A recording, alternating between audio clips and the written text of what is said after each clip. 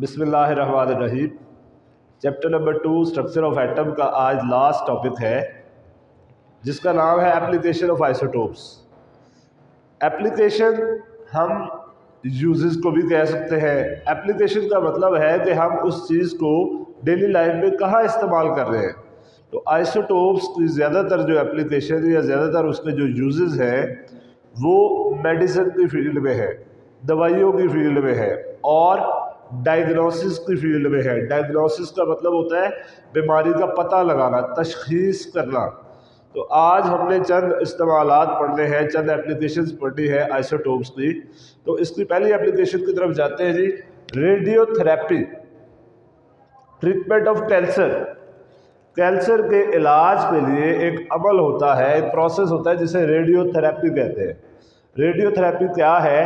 Radio waves के ज़रिए से मसाज किया जाता है। थेरेपी कहते हैं मसाज को। तो रेडियो वेव्स की मदद से क्या किया जाता है? मसाज किया जाता है और इससे कैंसर को ट्रीट किया जाता है। जो आइसोटोप्स हैं फास्फोरस 32 और स्ट्रोंशियम 90, इसको जिल्द का जो कैंसर है उसको ट्रीट करने के लिए, उसका इलाज करने के लिए इस्तेमाल करते हैं। क्यों? क्योंकि ये लेस पेनिट्रेटिंग बीटा रेडिएशंस निकालते हैं और उससे हमें मदद मिलती है किस में? स्किन कैंसर को डायग्नोज करने में और उसे ट्रीट करने में। इसके अलावा जो दूसरा कैंसर है, कैंसर को ट्रीट करने के लिए कोबाल्ट 60 भी जो है वो हम यूज़ करते हैं। क्यों? क्योंकि ये हाईली पेनिट्रेटिंग गैमा रेज निकालता है, हाईली पेनिट्रेटिंग गैमा रेज। तो इसलिए हम कोबाल्ट 60 यूज करते हैं कैंसर की ट्रीटमेंट के लिए। दूसरी इसकी एप्लीकेशन है tracers for diagnosis and therapy. Tracer कहते हैं छोटी मिकदार, बहुत कम मिकदार। कम मिकदार या छोटी मिकदार को हम कहते हैं ट्रेसर्स। डायग्नोसिस, अभी मैंने आपको बताया, तशखीस करना, किसी भी बीमारी का पता लगाना, उसे कहते हैं डायग्नोज करना। और थेरेपी कहते हैं मसाज को। तो आइसोटोप्स को, रेडियोएक्टिव आइसोटोप्स कौन से होते हैं? वो वाले आइसोटोप्स जो बड़े बड़े रेज निकालते रहते हैं, रेडियोएक्टिव रेज निकालते रहते हैं, उन्हें कहते हैं रेडियोएक्टिव आइसोटोप्स। तो इनको छोटी छोटी मिकदार में हम इस्तेमाल करते हैं, हम यूज़ करते हैं बीमारियों की तशखीस के लिए और मुख्तलिफ किस्म की थेरेपीज़ के लिए, मसाज के लिए। सबसे पहला है कि अगर हमारी ह्यूमन बॉडी में कोई ट्यूमर हो, कोई रसोली हो, ट्यूमर या रसोली कहते हैं कि अगर हमारी बॉडी में कोई इजाफी चीज़ आ जाए उसे हम कहते हैं ट्यूमर। तो अब उस ट्यूमर का पता लगाने के लिए हम जो है वो क्या करते हैं? रेडियोएक्टिव आइसोटोप्स यूज़ करते हैं। और रेडियोएक्टिव आइसोटोप्स जो है, हम देखिएगा आप कि आयोडीन 131 जो है, जो ग्लिटर है थायराइड ग्लैंड में, ये हमारा जो गले का यहाँ पे जो गिलड़ सा नहीं बना होता उसे कहते हैं ग्लिटर। तो ये गिलड़ का पता लगाने के लिए आयोडीन 131 को जो है वो इस्तेमाल किया जाता है और ये आइसोटोप की एक बड़ी उम्दा और आप समझ लें कि फ़ायदेमंद एप्लीकेशन है। इसके अलावा टेक्नीटियम एक आइसोटोप है, इसे हड्डियों की नशोनुमा का पता लगाने के लिए इस्तेमाल किया जाता है। बोन ग्रोथ का मतलब है हड्डियों की नशोनुमा।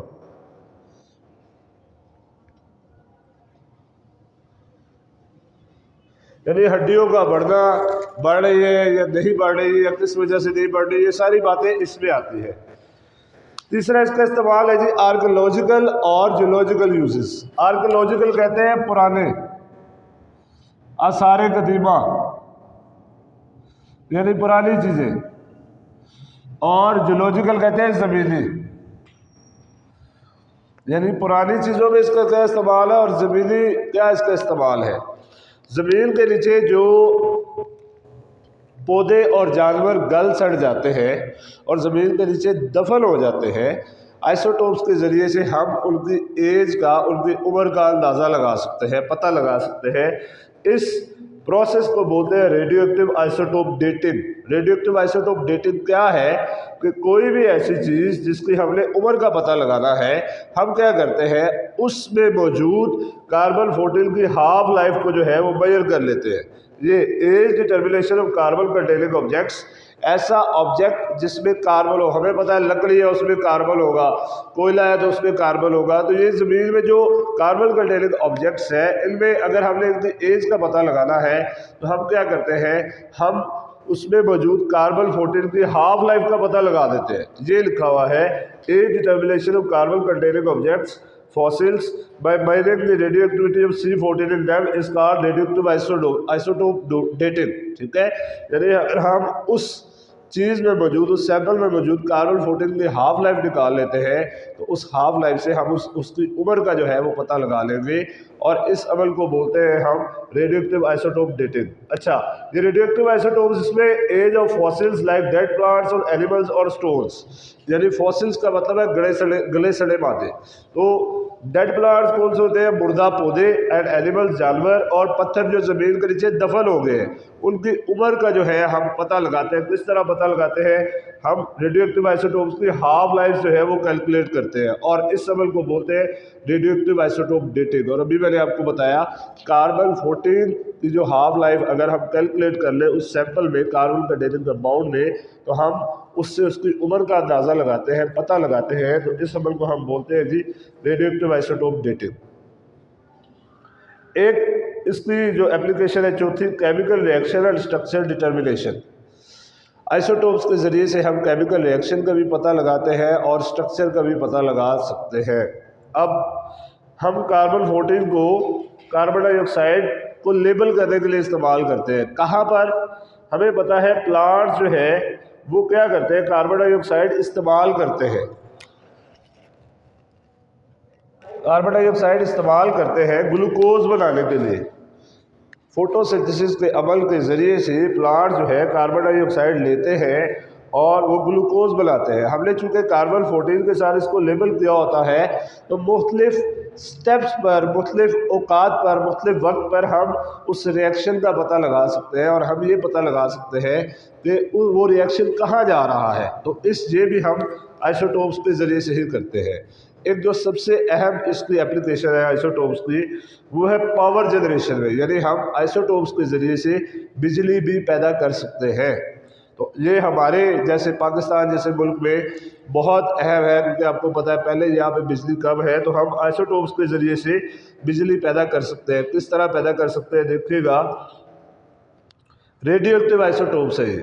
जब यूरेनियम 235-92 पर एक न्यूट्रॉन जो है N10 मारा जाएगा तो ये टूटेगा किसमें, बेरियम 139-56, ये है क्रिप्टॉन 94-36 और 3 न्यूट्रॉन्स निकलेंगे और ये एनर्जी निकलेगी।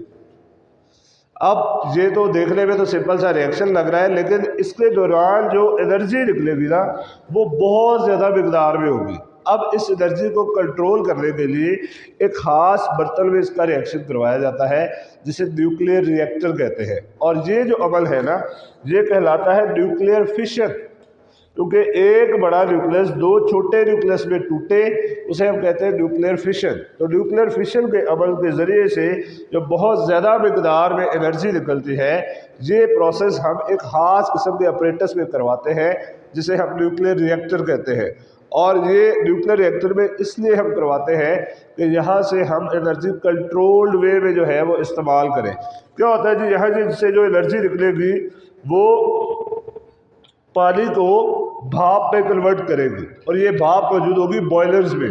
बॉयलर क्या चीज़ होते हैं, बड़े बड़े बर्तन होते हैं, बड़े बड़े अपरेटस होते हैं जिनमें भाप मौजूद होती है।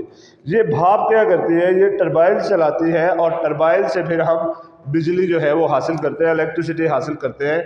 ये एटॉमिक एनर्जी का सबसे सेफ यूज़ है, एटॉमिक एनर्जी का सबसे सेफ यूज़ है। ये रिएक्शन कहाँ हो रहा है जी, न्यूक्लियर रिएक्टर में।